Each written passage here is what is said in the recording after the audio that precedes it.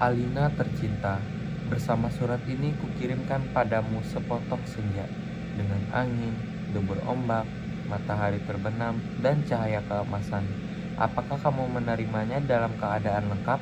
Seperti setiap senja di setiap pantai, tentu ada juga burung-burung, pasir yang basah, siluet batu karang, dan barangkali juga perahu lewat di kejauhan.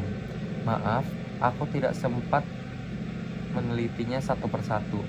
Meskinya ada juga lokan, batu yang berwarna-warni, dan bias cahaya cemerlang yang berkeretap pada buih yang bagaikan impian selalu saja membuat aku menggenangkan segala hal yang paling mungkin ku lakukan bersamamu. Meski aku tahu semua itu akan tetap tinggal sebagai kemungkinan yang entah kapan menjadi kenyataan. Kukirimkan sepotong senja ini untukmu, Alina, dalam amplop yang tertutup rapat dari jauh, karena aku ingin memberikan sesuatu yang lebih dari sekedar kata-kata. Sudah berlalu banyak kata di dunia ini, Alina, dan kata-kata ternyata tidak mengubah apa-apa.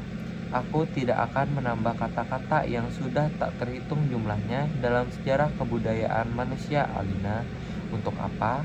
Kata-kata tidak ada gunanya dan selalu sia-sia. Lagi pula, siapa yang masih sudi mendengarnya? Di dunia ini, semua orang sibuk berkata-kata tanpa pernah mendengar kata-kata orang lain. Mereka berkata-kata tanpa peduli apakah ada orang lain mendengarnya. Bahkan, mereka juga tidak peduli dengan kata-kata sendiri. Sebuah dunia yang sudah berlebihan kata-kata tanpa makna, kata-kata sudah luber dan tidak dibutuhkan lagi. Setiap kata bisa diganti artinya, setiap arti bisa diubah maknanya. Itulah dunia kita, Alina. Kukirimkan sepotong senja untukmu, Alina, bukan kata-kata cinta. Kukirimkan padamu sepotong senja yang lembut dengan langit kemerah-merahan yang nyata, dan betul ada dalam keadaan yang sama. Seperti ketika aku mengambil saat matahari hampir tenggelam ke balik cakrawala. Alina yang manis, Alina yang sendu, akan kuceritakan padamu bagaimana aku mendapatkan senja itu untukmu. Sore itu, aku duduk seorang diri di tepi pantai, memandang dunia yang terdiri dari waktu, memandang bagaimana ruang dan waktu bersekutu, menjelmakan alam itu untuk mataku. Di tepi pantai, di tepi bumi, semesta adalah sapuan warna keemasan, dan lautan dengan adalah cairan logam. Meski buih pada debur ombak yang menghempas itu tetap saja putih seperti kapas, dan langit tetap saja ungu, dan angin tetap saja lembab dan basah, dan pasir tetap saja hangat ketika kususupkan kakiku ke dalamnya. Kemudian tiba-tiba senja dan cahaya gemetar. Keindahan berkutat melawan waktu, dan tiba-tiba aku teringat padamu. Barangkali saja ini bagus untukmu, pikirku. Maka kupotong senja itu sebelum terlambat. Kukerat pada 4 sisi lantas kumasukkan ke dalam saku. Dengan begitu keindahan itu bisa abadi, dan aku bisa memberikannya padamu. Setelah itu aku berjalan pulang dengan perasaan senang. Aku tahu kamu akan menyukainya karena aku tahu itulah senja yang selalu kamu bayangkan untuk kita. Aku tahu kamu selalu membayangkan hari libur yang panjang, perjalanan jauh, dan barangkali sepasang kursi malas pada sepotong senja di sebuah pantai di mana kita akan bercakap-cakap sembari memandang langit, sambil berangan-angan, sambil bertanya-tanya, apakah semua ini benar-benar telah terjadi? Kini senja itu bisa kamu bawa kemana-mana. Ketika aku meninggalkan pantai itu, kulihat orang-orang datang berbondong-bondong. Ternyata mereka menjadi gempar karena senja telah hilang. Kulihat cakrawala itu berlubang sebesar kartu pos. Alina sayang, semua ini telah terjadi dan kejadiannya akan tetap seperti itu. Aku telah sampai ke mobil ketika di antara kerumunan itu kulihat seseorang menunjuk-nunjuk ke arahku. Dia yang mengambil senja itu. Saya lihat dia mengambil senja itu. Kulihat orang-orang itu melangkah ke arahku. Melihat gelagat itu, aku segera masuk mobil dan tancap gas. Catat nomornya, catat nomornya. Aku melenjit ke jalan raya. Ku kebut mobilku tanpa perasaan panik. Aku sudah berniat memberikan senja itu untukmu dan hanya untukmu saja, Alina. Tak seorang pun boleh mengambilnya dariku. Cahaya senja yang keemasan itu berbinar-binar di dalam saku. Aku merasa cemas, karena meskipun kaca mobilku gelap, tapi cahaya senja tentu cukup terang dilihat dari luar. Dan ternyata cahaya senja itu memang menembus segenap celah dalam mobilku, sehingga mobilku itu meluncur dengan nyala cemerlang ke aspal maupun angkasa. Dari radio yang kusetel, aku tahu berita tentang hilangnya senja telah beredar kemana-mana. Dari televisi, dalam mobil, bahkan kulihat potretku sudah terpampang. Aduh, baru hilang satu senja saja sudah paniknya seperti itu. Apa tidak bisa menunggu sampai besok? Bagaimana kalau setiap orang mengambil senja untuk pacarnya masing-masing? Barangkali memang sudah waktunya dibuat senja tiruan yang bisa dijual di toko-toko, dikemas dalam kantong plastik, dan dijual di kaki lima. Sudah waktunya senja diproduksi besar-besaran supaya bisa dijual. Anak-anak pedagang asongan di perempatan jalan. Senja, senja, cuma 1.003. Di jalan tol mobilku melaju masuk kota. Aku harus hati-hati karena semua orang mencariku. Sirene mobil polisi meraung di mana-mana. Cahaya kota yang tetap gemilang tanpa senja membuat cahaya keemasan dari mobilku tidak terlalu kentara. Lagi pula, di kota tidak semua orang peduli apakah senja hilang atau tidak. Di kota, kehidupan berjalan tanpa waktu, tanpa peduli pagi, siang, sore, atau malam. Jadi, tidak pernah penting senja itu ada atau hilang. Senja cuma penting untuk turis yang suka memotret matahari terbenam. Boleh jadi hanya demi alasan itulah senja yang kubawa ini dicari polisi.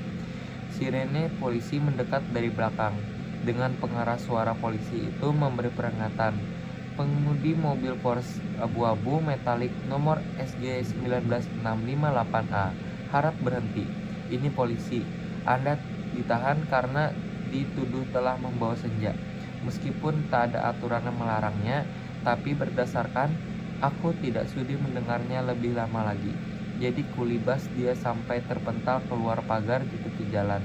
Ku tancap gas dan menyelip-nyelip dengan lincah di jalanan. Dalam waktu singkat, kota sudah penuh raungan sirene polisi. Terjadi kejar-kejaran yang seru, tapi aku lebih tahu seluk-beluk kota, jalanan dengan cahaya yang bermain warna, gang-gang gelap yang tak pernah tercatat dalam buku alamat, lorong-lorong rahasia yang hanya diperuntukkan bagi orang-orang di bawah tanah. Satu mobil terlempar di jalan layang, satu mobil lain tersesat di sebuah kampung, dan satu mobil lagi terguling-guling menabrak truk dan meledak lantas terbakar. Masih ada 2 polisi bersepeda motor mengejarku. Ini soal kecil, mereka tak pernah bisa mendahuluiku. Dan setelah kejar-kejaran beberapa lama, mereka kehabisan bensin dan pengendaranya cuma bisa memaki-maki. Kulihat senja dalam saku bajuku masih utuh. Angin berdesir, langit semburat ungu. Debur ombak menghempas ke pantai.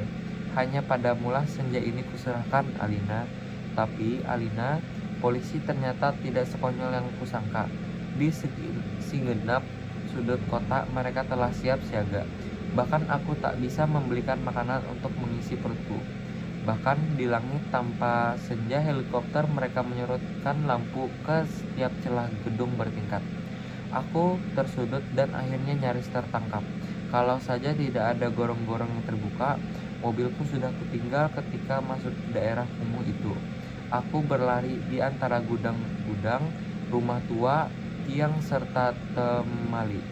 Terjatuh di atas sampah, merayap tangga reot, sampai seorang gelandangan menuntunku ke suatu tempat yang tak akan pernah kulupakan dalam hidupku. Masuklah, katanya dengan tenang. Di situ kamu aman. Ia menunjuk gorong-gorong yang terbuka itu. Ada tikus keluar dari sana. Baunya bacin dan pesing. Kutengok ke bawah, kulihat kelelawar bergantungan. Aku ragu-ragu. Namun deru helikopter dan lampu sorotnya mencari-cari itu lenyaplah keraguanku. Masuklah, kamu tidak punya pilihan lain. Dan gelandangan itu mendorongku. Aku terjerebab jatuh Bau busuknya bukan main. Gorong-gorong itu segera tertutup dan kudengar gelandangan itu merebahkan diri di atasnya. Lampu sorot helikopter menembus celah gorong-gorong, tapi tak cukup untuk melihatku. Kuraba senja dalam kantongku, cahayanya yang merah keemas-emasan membuatku aku bisa melihat dalam kegelapan. Aku melangkah dalam gorong-gorong yang rupanya cukup tinggi juga. Kusibakan ke kelawar-kelawar bergantungan itu yang entah mati entah hidup. Kulihat cahaya putih di ujung-ujung gorong-gorong. Air busuk mengalir setinggi lutut, namun makin ke dalam makin surut. Di tempat yang kering kulihat anak-anak gelandangan duduk-duduk maupun tidur-tiduran. Mereka berserakan memeluk rebana dengan mata yang tidak memancarkan kebahagiaan. Aku berjalan terus melangkahi mereka dan mencoba bertahan. Betapapun ini lebih baik daripada aku harus menyerahkan senja, Alina. Di ujung-ujung gorong, di tempat cahaya putih itu, ada tangga menurun ke bawah. Kuikuti tangga itu. Cahaya semakin terang dan semakin menderang. Astaga, kamu boleh tidak percaya Alina, tapi kamu akan terus membacanya.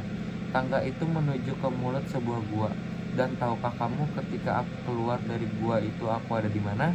Di tempat yang sama persis dengan tempat di mana aku mengambil senja itu untukmu, Alina. Sebuah pantai dengan senja yang bagus, ombak, angin, dan kepak burung. Tak lupa cahaya keemasan dan bias ungu pada mega-mega yang berarak bagaikan aliran mimpi. Cuma saja tidak ada lubang sebesar kartu pos. Jadi meskipun persis sama, tapi pasti bukan tempat yang sama. Tempatnya saja di dalam gorong-gorong. Aku berjalan ke tepi pantai, tenggelam dalam guyuran alam yang perawan. Nyiur tentu saja matahari dan dasar laut yang bening dengan lidah ombak yang mendesis. Tak ada cottage, tak ada barbecue, tak ada marina, semua itu memang tidak perlu. Senja yang bergetar melawan takdir membiaskan cahaya keemasan ke tepi semesta.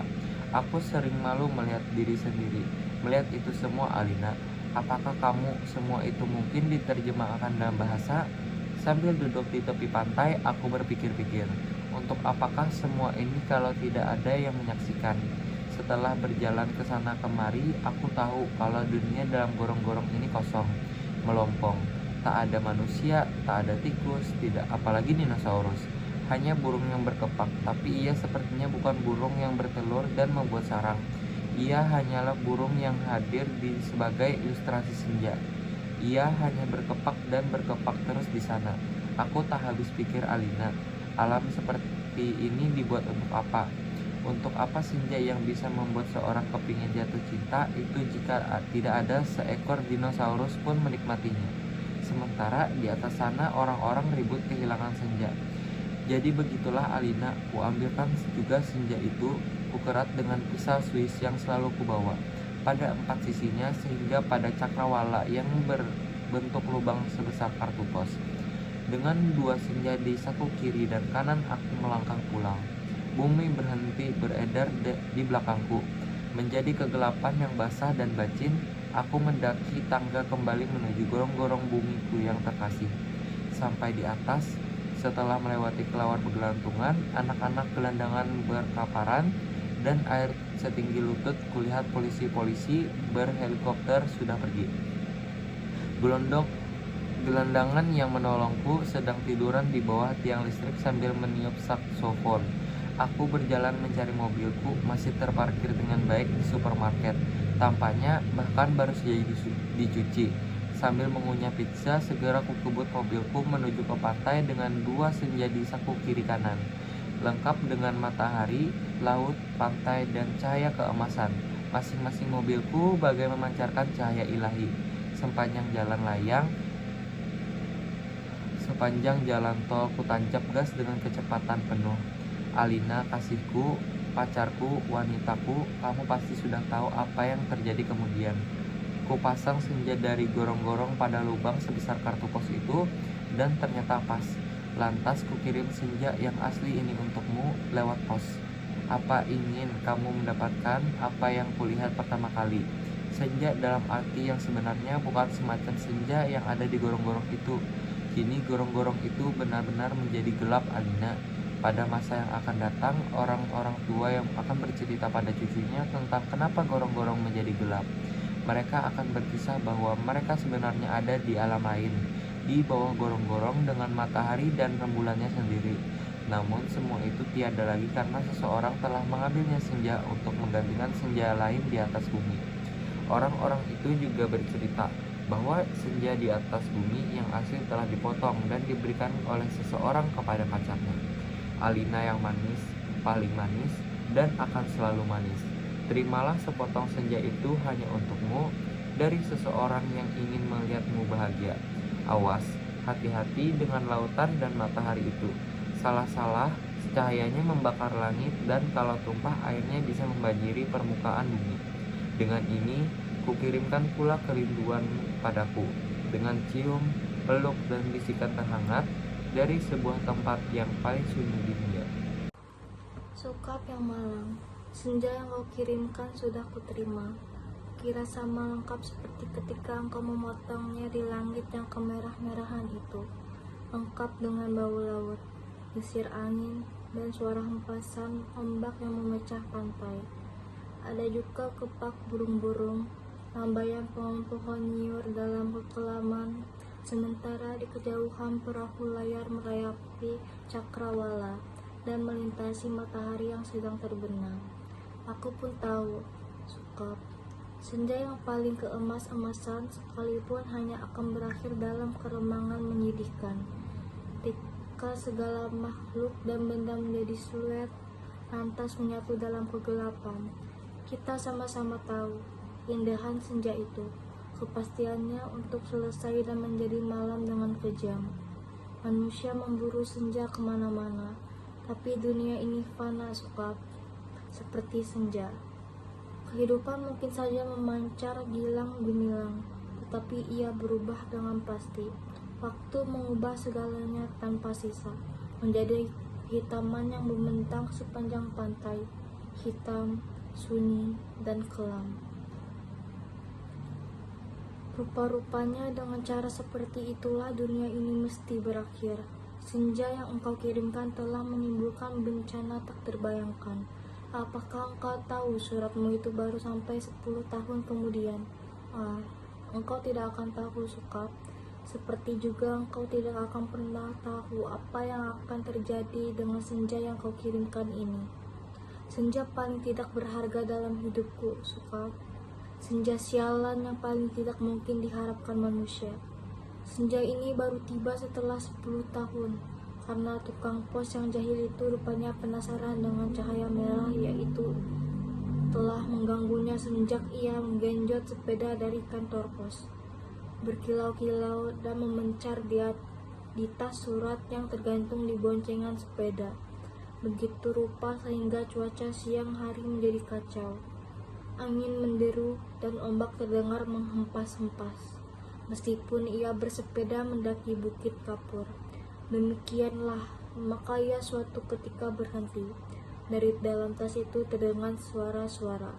Ia buka tas itu, dan ia melihat amplop Federal Express yang sudah tidak putih lagi, melainkan merah keemas-emasan Sukap, seperti senja dengan matahari terbenam di balik cakrawala. Tukang pos itu mengambil amplop tersebut, menimang-nimangnya, agak berat juga. Maklumlah, bukankah amplop itu berisi senja, Sukap? Senja dengan matahari merah membara yang turun perlahan-lahan di balik cakrawala, seperti semua senja yang ada di balik kartu pos. Tapi yang kamu kirim itu bukan kartu pos, Sukap. Yang kau kirim itu senja di tepi pantai dengan hempasan ombak, bau laut, dan angin yang asin. Kamu pikir berapa ton beratnya pasir di sepanjang pantai itu, Sukap? Kira-kira sedikit dong. Masih lumayan tukang pos itu kuat menggenjot sepedanya mendaki Bukit Kapur. Buset, kalau anak-anak kecil tahu ada matahari terbenam di dalam amplop itu, lantas bagaimana? Kau tahulah, Sukap, anak-anak di daerah Bukit Kapur begini tidak punya mainan yang aneh-aneh seperti di kota. Mereka hanya tahu kambing dan kerbau, ikan dan belut, sungai dan jagung. Nasi saja jarang mereka sentuh. Anak-anak yang tidak pernah tahu mainan robot berjalan dengan cahaya di dadanya yang berkedip-kedip pasti akan penasaran sekali dengan cahaya senja yang memancar berkilauan merah dan keemasan-emasan itu, Sukap. Mereka memang tidak pernah melihatnya, Sukap, karena tukang pos itulah yang telah mendahului mereka. Ia menimang-nimang bungkusan berisi senja itu, mendengar-dengarkan, dan akhirnya mengintip. Tentu saja di dalam amplop itu dilihatnya senja, Sukap, senja terindah yang paling mungkin berlangsung di muka bumi. Ia mengintip dan terpesona. Ia buka amplop itu. Sebetulnya menurut kode etik profesi itu tidak boleh. Tapi manusia manapun bisa melakukan kesalahan, bukan? Ia buka terus amplop itu dan melihat senja dengan langit merah kemas-emasan di dalam sana, di mana mega-mega berpencar seperti perahu di danau, memberikan perasaan nyaman dan tenang. Siapa yang tidak suka merasa nyaman dan tenang di dunia ini, Sukap? Di sebuah dunia yang sudah miskin masih bersimbah darah pula. Maka jangan salahkan tukang pos itu, Sukap, jika ia kemudian menjadi begitu penasaran dan memasuki senja yang terbentang. Tidak ada yang tahu apa nasib waktu, ketika anak-anak akhirnya berkerumun di sekitar sepeda yang tergeletak itu. Mereka hanya melihat cahaya senja kemerah-merahan yang semburat membakar langit. Amplop itu hanya bocor sedikit, tapi akibatnya sudah begitu rupa. Ini semua gara-gara kamu, Sukap. Sukap yang malang, bodoh, dan tidak pakai otak. 10 tahun lamanya tukang pos itu mengembara di dalam amplop. Kita tidak pernah tahu apa yang dilakukannya di sana. Apakah dia kawin, beranak pinak, dan berbahagia, atau selama itu dia hanya duduk-duduk saja memandang matahari terbenam dalam perasaan kehilangan. Sementara langit yang tadinya merah kemas-emasan perlahan-lahan menggelap kebiru-biruan. Aku juga tidak tahu bagaimana caranya menikmati senja di dalam amplop, Sukap. Sebuah ruang yang sungguh-sungguh terdiri dari waktu. Apakah waktu bisa diulang atau bagaimana? Aku belum pernah memasuki senja di dalam amplop. Atau apakah di dunia ini sebetulnya seperti amplop, ya, Sukap? Dimana kita tidak tahu apa yang berada di luar diri kita, dimana kita merasa hidup penuh dengan makna, padahal yang menonton kita tertawa-tawa sambil berkata, kasihan betul manusia. Apakah begitu, Sukap? Kamu yang suka berhayal barangkali tahu. Tapi aku tidak mau khayalan, aku tidak mau kira-kira. Meskipun usaha kira-kira itu begitu canggihnya sehingga disebut ilmiah. Aku mau tahu yang sebenarnya. Apakah ada yang menyaksikan kita sambil tertawa-tawa? Kalau iya, apalah artinya hidup kita ini, Sukap? Tidakkah nasib manusia memang seperti ikan yang diternakan hanya untuk mengisi akuarium di ruang tamu seseorang, yang barangkali juga tidak terlalu peduli kepada makna kehidupan ikan-ikan itu? Aku tidak pernah tahu. Tidak ada seorang pun yang tahu apa yang dialami tukang pos itu di dalam amplop, sampai ia keluar 10 tahun kemudian dengan wajah bahagia. Ia sudah 10 tahun menghilang di dalam amplop, tapi ia tidak tampak bertambah tua. Apakah waktu di dalam amplop tidak bergerak? Tepatnya, apakah senja di dalam amplop itu tidak berhubungan dengan waktu? Apakah tidak ada waktu di dalam amplop Federal Express itu? Apakah aku harus peduli dengan semua ini, Sukap? Apakah aku harus peduli? Kamu betul-betul merepotkan aku, Sukap. Dasar laki-laki tidak tahu diri. Sukap yang malang, goblok, dan menyebalkan. Kamu tahu apa yang terjadi 10 tahun kemudian? Tukang pos itu tiba di depan rumah kami. Ya, rumah kami.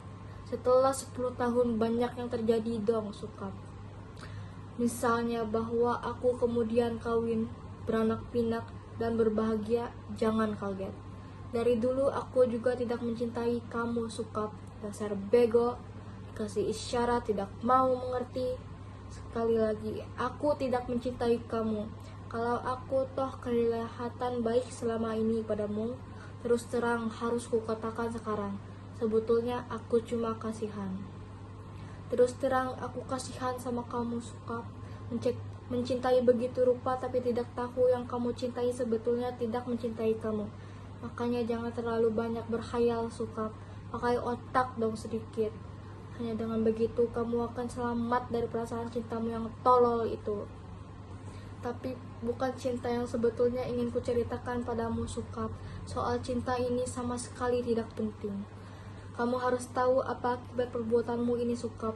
Mengirim sepotong senja untuk orang yang sama sekali tidak mencintai kamu. Tahu apa akibatnya?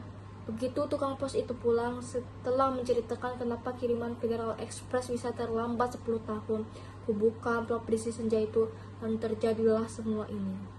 Apa kamu tidak tahu, Sukap? Senja itu meski cuma sepotong, sebetulnya juga semesta yang utuh. Kamu kira matahari terbenam ini besarnya seperti apa? Seperti apem. Kalau sepotong senja itu di dalam amplop terus sih tidak apa-apa. Tapi ini keluar dan lautnya membludak tak tertahankan lagi. Bagaimana aku tahu amplop itu berisi senja, Sukap? Aku bukan penghayal seperti kamu. Hidupku penuh dengan perhitungan yang matang. Aku tahu betul untung rugi setiap perbuatan, terutama apa untung ruginya untuk diriku sendiri. Betapa pentingnya hidupku selamat demi suamiku dan anak-anakku. Pura-puranya aku ini juga perempuan yang setia. Itu pula sebabnya sebelum maupun sesudah kawin aku tidak sudi berhubungan dengan kamu, Sukap. Lagi pula aku tidak mencintai kamu. Mau apa? Tapi kamulah yang tidak tahu diri. Mengirim senja tanpa kira-kira. Dunia ini jadi berantakan. Tahu?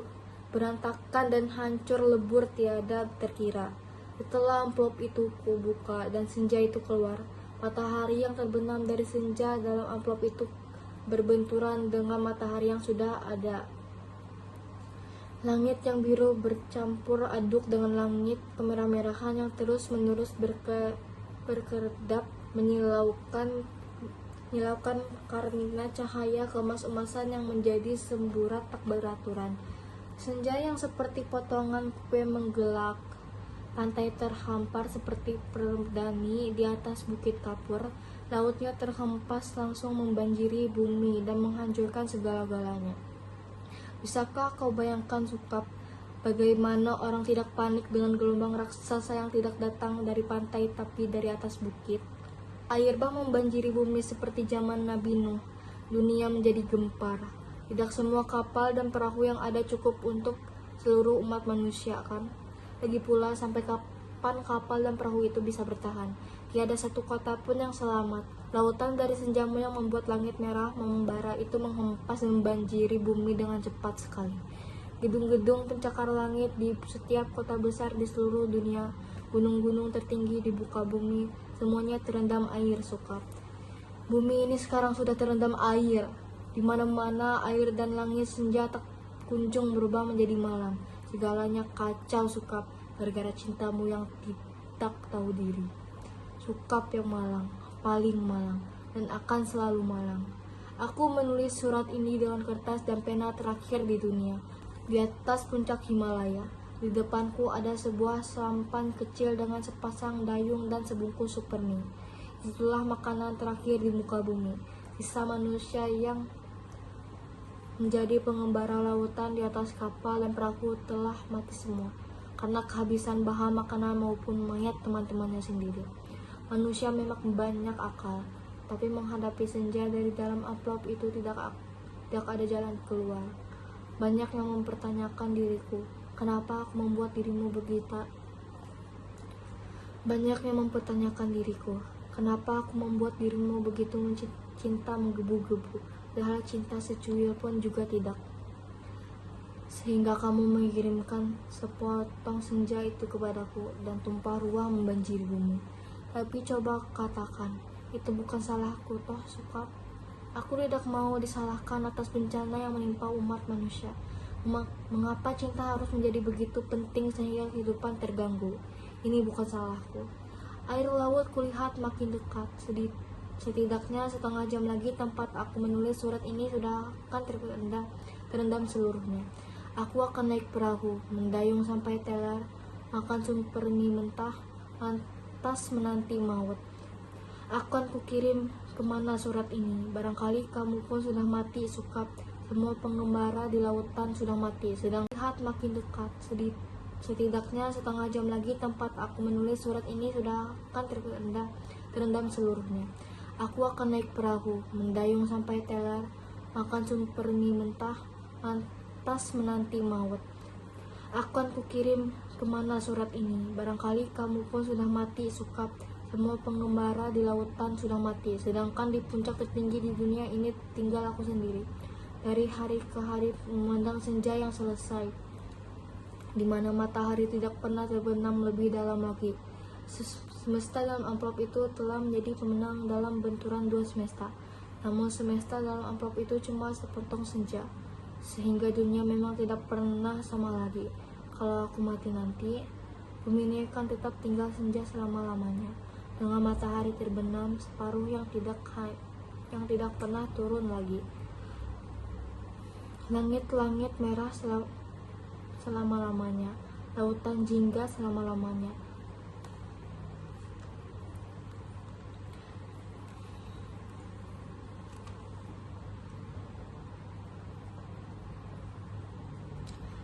Tetapi tidak seorang manusia pun memandangnya. Segenap burung sudah punah karena kelelahan terbang tanpa henti.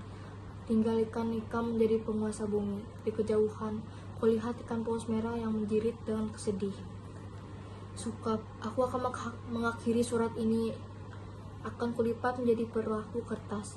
Akan kulayarkan ke laut lepas. Kan tidak mungkin surat ini akan terbaca juga. Entah bagaimana caranya, namun siapapun yang menemukannya akan membaca kesaksianku. Jika tidak, aku pun tidak tahu apa nasib waktu. Kupandang senja yang abadi sebelum melipat surat ini. Betapapun semua ini terjadi karena cinta, dan hanya karena cinta. Betapa besar bencana telah ditimbulkannya ketika kata-kata tak cukup menampungnya. Kutatap senja itu, masih selalu begitu, seperti menjanjikan suatu perpisahan yang sendu. Selamat berpisah semuanya, selamat tinggal. Alina. Pondok Aren, Sabtu 10 Februari 2001.